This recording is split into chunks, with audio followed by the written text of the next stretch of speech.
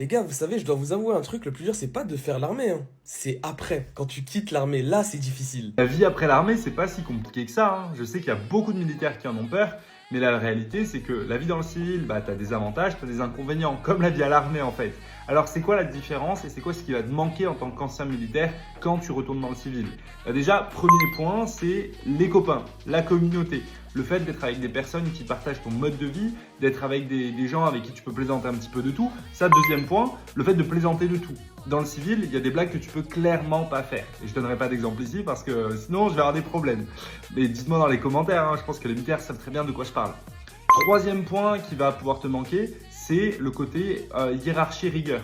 Dans l'armée, en fait, c'est agréable d'avoir une hiérarchie, que tout soit carré, que, en fait, dans le civil, ça finit par te manquer. Dans le civil, les gens ils sont en retard. Moi, honnêtement, au début, ça m'a traumatisé. Je faisais des vidéos avec les personnes, elles arrivaient genre, c'était 14h, elles arrivaient à 14h03. Ça me traumatisait. J'étais en mode, mais putain, petit à petit, on s'habitue. Mais c'est vrai que dans l'armée, le fait qu'il y ait cette rigueur-là, ça devient agréable et c'était réglé là-dessus. Donc, quand tu retournes dans le civil, derrière, c'est quelque chose qui finit par te manquer réellement.